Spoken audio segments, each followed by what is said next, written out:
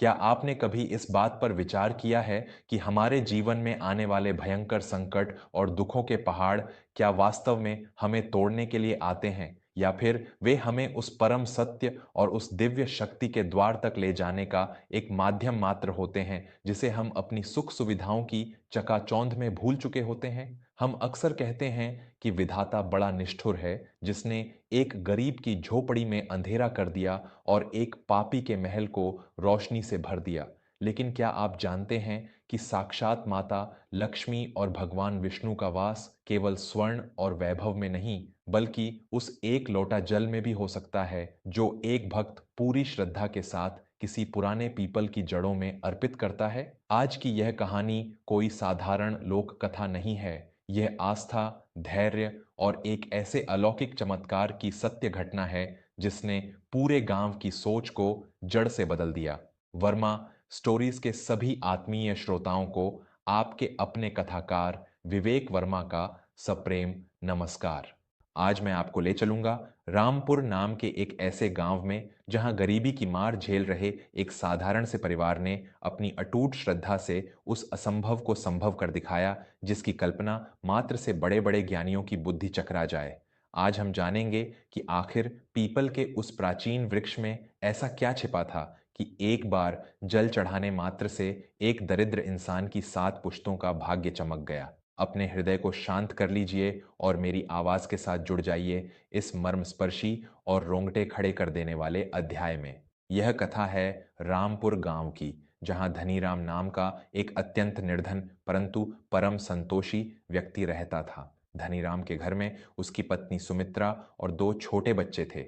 धनीराम के पास अपनी कोई जमीन नहीं थी। वह गांव के बड़े जमींदार सेठ गिरधारी लाल के खेतों में दिन रात पसीना बहाता था, तब जाकर कहीं उसके घर का चूल्हा जल पाता था। धनीराम का नाम भले ही धनी था, लेकिन उसके जीवन में दरिद्रता का ऐसा गहन अंधकार था कि कई बार उसे और सुमित्रा को भूखे पेट ही सोना पड़ता था। सेठ गिरधारी लाल अत्यंत अहंकारी और पत्थर दिल इंसान था। उसे अपने धन और अपनी ऊंची हवेली पर इतना घमंड था कि वह गरीबों को इंसान तक नहीं समझता था। एक बार गांव में भयंकर सूखा पड़ा। आसमान से आग बरस रही थी और जमीन फट चुकी थी। खेतों में फसल तो दूर, घास का एक तिनका भी नहीं बचा था। धनीराम की मजदूरी बंद हो गई। घर में अन्न का आखिरी दाना भी समाप्त हो चुका था। उसकी बूढ़ी मां यशोदा बीमारी से बिस्तर पर पड़ी थीं और दवा के अभाव में तड़प रही थीं। धनीराम लाचारी में सेठ गिरधारी लाल की हवेली पर पहुंचा और हाथ जोड़कर बोला, सेठ जी, मुझ पर दया कीजिए। मेरी मां मृत्यु के करीब है और घर में बच्चों के लिए एक रोटी तक नहीं है। मुझे थोड़ा सा अनाज और दवा के लिए कुछ पैसे उधार दे दीजिए। मैं अपनी पूरी जिंदगी आपके खेतों में बिना मजदूरी के काम करके यह कर्ज उतार दूंगा। गिरधारी लाल ने अपनी मखमली गद्दी पर बैठते हुए बड़े ही क्रूर अंदाज में ठहाका लगाया और कहा, अरे ओ धनी राम, तू तो खुद एक चलता फिरता श्राप है। तेरे जैसे दरिद्रों को पैसे देना यानी अपना धन नाली में बहाना है। जा, भाग यहां से। अगर तुझे इतनी ही भूख लगी है तो उस गांव के बाहर वाले पुराने सूखे पीपल के पास जाकर रो, शायद वो तुझे कुछ दे दे। धनीराम अपमान का यह कड़वा घूंट पीकर वहां से चला आया। वह इतना हताश था कि उसके मन में जीवन त्यागने का विचार आने लगा। वह चलते चलते गांव की सीमा पर स्थित उस प्राचीन पीपल के वृक्ष के पास पहुंच गया। वह पीपल का पेड़ सैकड़ों साल पुराना था। सूखे के कारण उसके पत्ते झड़ चुके थे, लेकिन उसकी विशालता आज भी वैसी ही थी। गांव के लोग उस पेड़ को मनहूस मानते थे, क्योंकि उनके अनुसार वहां कोई अदृश्य शक्ति रहती थी। धनीराम उस पेड़ की जड़ों में बैठकर फूट फूट कर रोने लगा। तभी वहां से गांव के सबसे वृद्ध और ज्ञानी पंडित विश्वनाथ गुजर रहे थे। उन्होंने धनीराम को इस प्रकार रोते देख उसके पास जाकर पूछा, पुत्र धनीराम, इस निर्जन स्थान पर इस सूखे वृक्ष से लिपटकर क्यों रो रहे हो? क्या बात है? धनीराम ने सिसकते हुए अपनी पूरी व्यथा पंडित जी को सुना दी।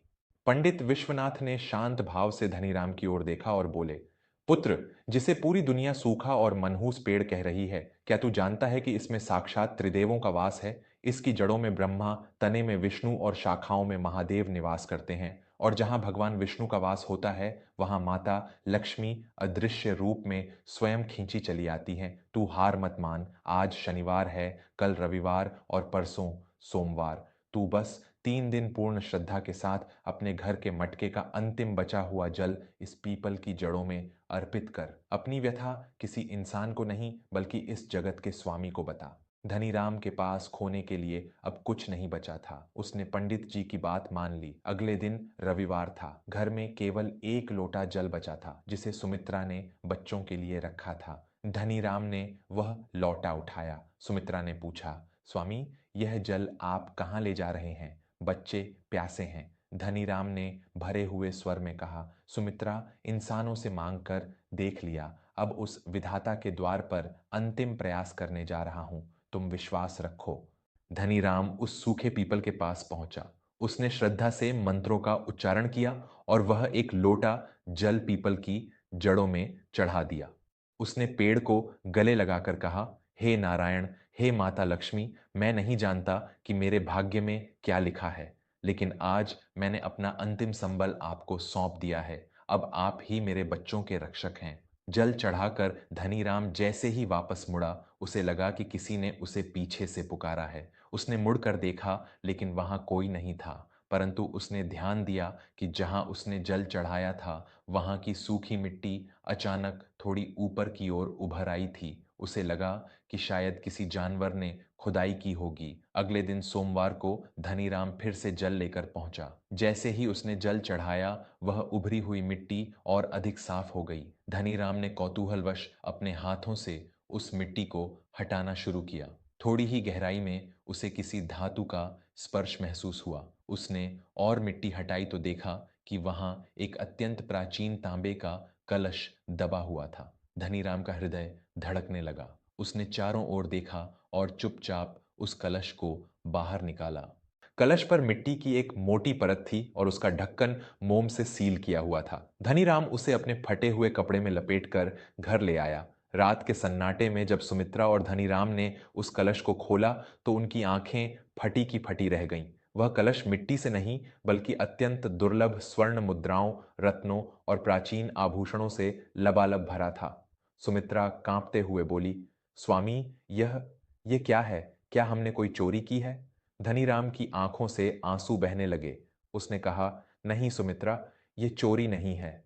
यह उस भूखे पीपल का आशीर्वाद है जिसे हमने अपना अंतिम जल पिलाया था। यह माता लक्ष्मी का वह चमत्कार है जो केवल विश्वास करने वालों को मिलता है।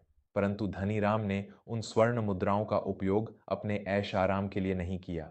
उसने सबसे पहले अपनी माँ का इलाज कराया और फिर उस धन से गांव में एक विशाल धर्मशाला और एक सुंदर मंदिर का निर्माण शुरू करवाया। उसने चुपचाप गांव के हर गरीब परिवार की मदद करना शुरू कर दिया। धीरे धीरे यह बात पूरे गांव में फैल गई कि धनीराम रातों रात अमीर हो गया है।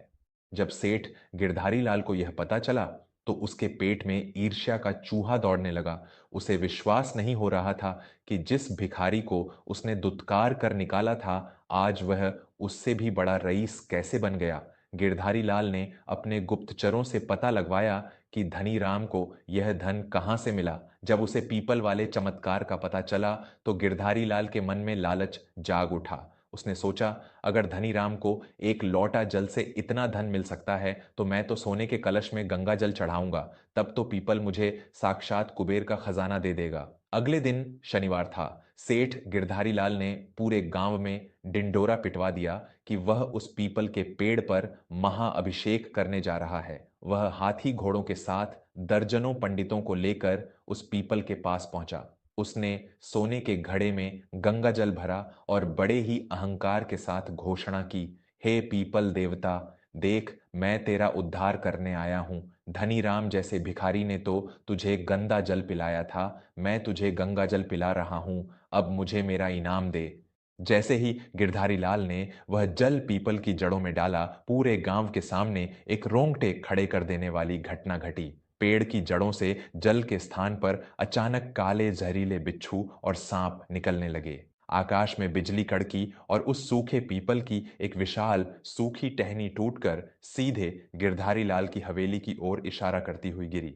उसी क्षण एक संदेशवाहक दौड़ता हुआ आया और चिल्लाने लगा, सेठ जी, अनर्थ हो गया।